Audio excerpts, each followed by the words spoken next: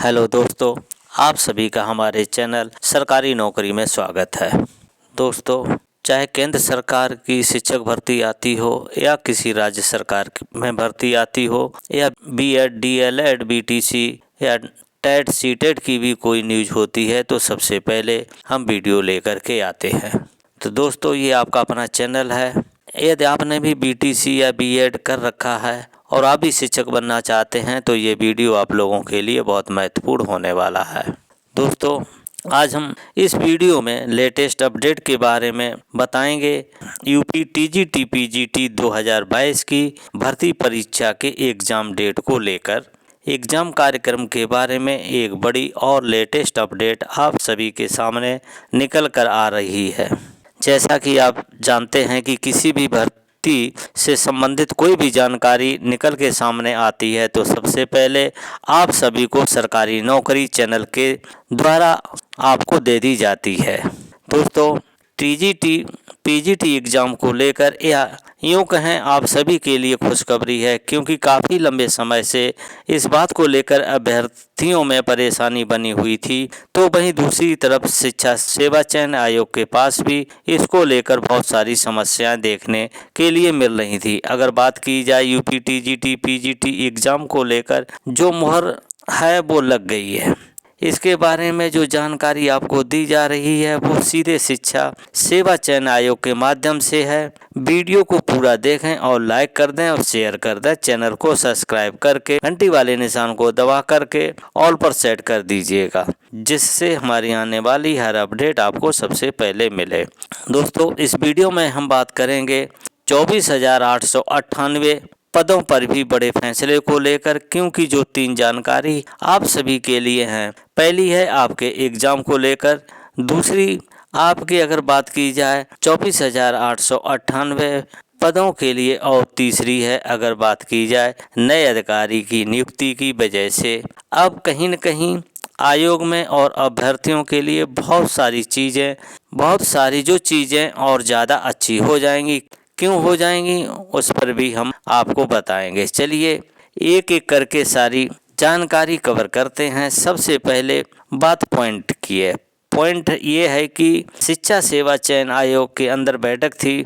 हमें आपको बताने की आवश्यकता तो नहीं है कि हर मंगलवार को शिक्षा सेवा चयन आयोग एक बैठक करता है। कई बार ये बैठक महत्वपूर्ण होती है, कई बार बैठक महत्वपूर्ण नहीं होती है। उसकी वजह यह है, महत्वपूर्ण इसलिए कि कई बार बैठक के अंदर कुछ अच्छे एजेंडे रखे जाते हैं। कई बार बैठक के अंदर एजेंडे रख दिए जाते हैं कि हमारा जो वेतन है बढ़ा दिया जाए। तो कई बार जो काम के नहीं होते हैं उस दिन में आपको जानकारी नहीं देता, लेकिन कई बार जो एजेंडे रखे जाते हैं वो अच्छे होते हैं और भर्तियों से संबंधित होते हैं तो उसकी आपको जानकारी दी जाती है। बैठक तो हर हफ्ते होती है, लेकिन काम के एजेंडे किसमें रखे गए हैं वो महत्वपूर्ण है। अब कल के 3 एजेंडे थे जो हम आपको बताने जा रहे हैं।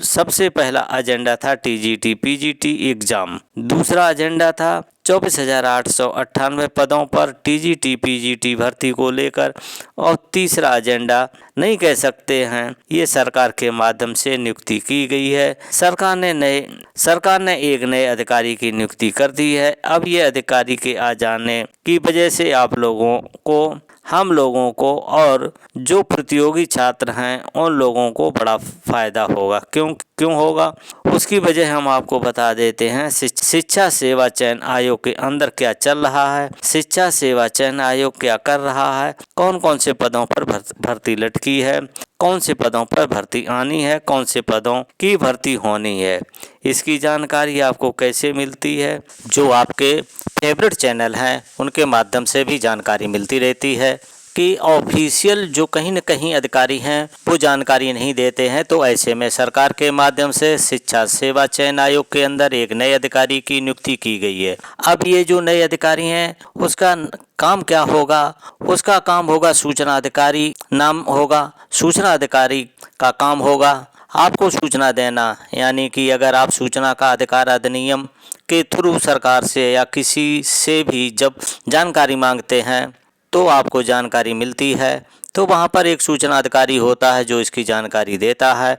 अब शिक्षा सेवा चयन आयोग में ये जो पद है वो अभी तक खाली पड़ा हुआ था, तो ऐसे में आप सूचना के अधिकार अधिनियम का उपयोग आप करके शिक्षा सेवा चयन आयोग से कोई भी जानकारी मांगना चाहते हैं, लेना चाहते हैं, तो ऐसे में आप ले सकते हैं, क्योंकि यहाँ पर सूचना अधिकारी की नियुक्ति कर दी। उसके साथ ही अब आप किसी भी तरीके की जो सूचना है वो ले सकते हैं शिक्षा सेवा चयन आयोग के माध्यम से।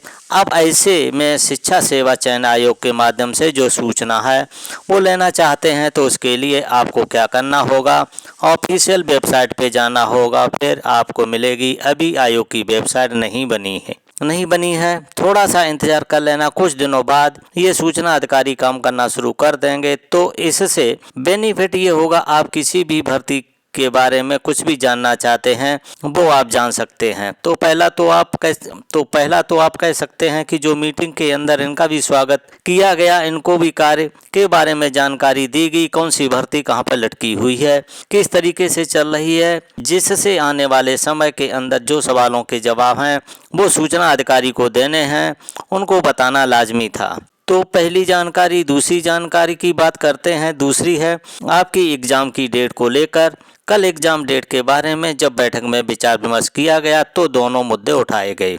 असिस्टेंट प्रोफेसर और टीजीटी पीजीटी को लेकर के असिस्टेंट प्रोफेसर और टीजीटी पीजीटी के बारे में शिक्षा सेवा चयन आयोग के माध्यम से इस मामले में जो कल की तारीख में बैठक की गई थी, उसमें सबसे बड़ा फोकस यही था कि जो परीक्षा केंद्रों के माध्यम से जानकारी मिली है और जो परीक्षा केंद्रों के माध्यम से जानकारी नहीं मिली है, अब इसके बारे में शिक्षा सेवा चयन आयोग को इस बात के बारे में पता चल चुका था कि बोर्ड एग्जाम की वजह से अभी भी शिक्षा सेवा चयन आयोग को परीक्षा केंद्र नहीं मिले हैं। तो कल की बैठक के अंदर जो निष्कर्ष निकला, हमने जो आपको पहले बताया था सेम वही निकला।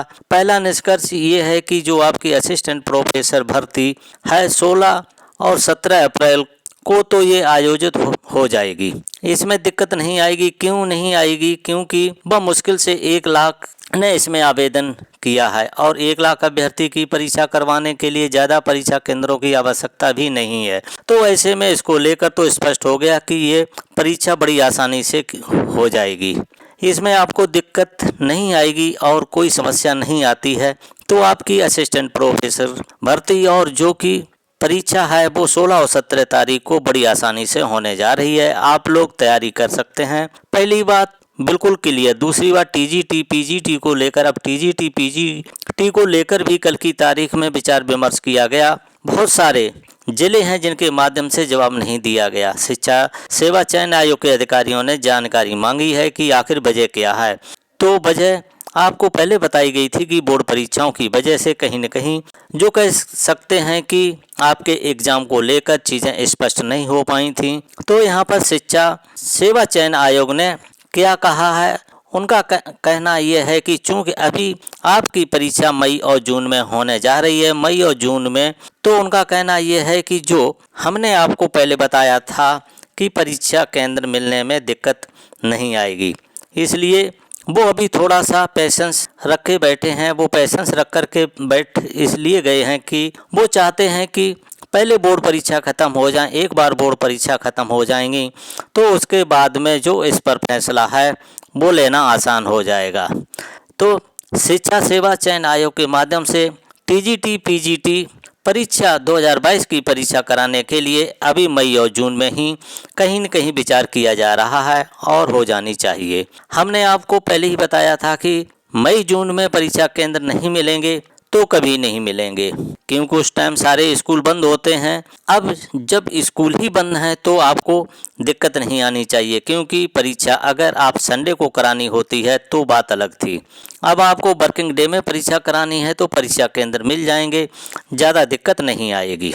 लेकिन दिक्कत ये थी कि जो उन्होंने पत्र जारी किया था इसका जवाब नहीं आ पा रहा था। अब जवाब नहीं आ रहा था तो परीक्षा को लेकर कोई फैसला नहीं हो रहा था। ऐसी स्थिति में शिक्षा सेवा चयन आयोग ने इस मामले पर निष्कर्ष ये निकाला है कि पहले हम असिस्टेंट प्रोफेसर भर्ती से संबंधित जो कार्य है उसको करते हैं और टीजीटी पीजीटी 2022 की परीक्षा है उसको लेकर बोर्ड एग्जाम के खत्म होने का इंतजार करते हैं और उसके बाद में जो फाइनल डिसीजन है वो लेंगे कि टीजीटी पीजीटी परीक्षा के लिए कितने परीक्षा केंद्र मिले हैं और कितने परीक्षा केंद्र नहीं मिले हैं। अगर परीक्षा केंद्र मिल जाते हैं तो ये परीक्षा आपकी मई और जून में हो ही जाएगी और अगर कोई दिक्कत आती है तो उस कंडीशन को देखते हुए आयोग बड़ा फैसला ले सकता है। फिलहाल के लिए बड़ी अपडेट ये है कि बोर्ड परीक्षाओं के चलते शिक्षा सेवा चयन आयोग के माध्यम से टीजीटी पीजीटी परीक्षा को लेकर जो कार्य है वो थोड़ा स्लो कर दिया गया है, जिससे कहीं न कहीं ज़्यादा पैनिक क्रिएट न हो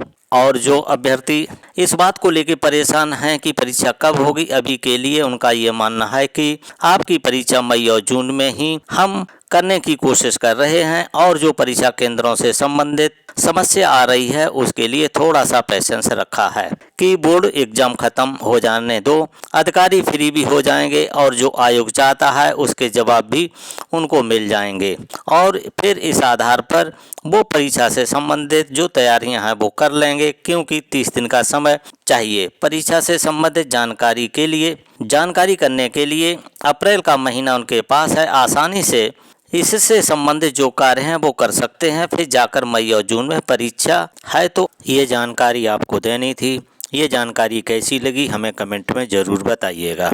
यदि वीडियो अच्छा लगा हो तो लाइक करके अधिक से अधिक शेयर कर दीजिए। यदि आप पहली बार इस चैनल को देख रहे हैं तो इस चैनल को सब्सक्राइब जरूर करें। सब्सक्राइब करने के बाद घंटी वाले निशान को दबा करके ऑल पर सेट कर दीजिए, जिससे हमारी आने वाली हर अपडेट आपको सबसे पहले मिल सके। इस वीडियो को देखने के लिए थैंक यू फॉर वॉचिंग। अब मिलेंगे नेक्स्ट वीडियो में नई जानकारी के साथ।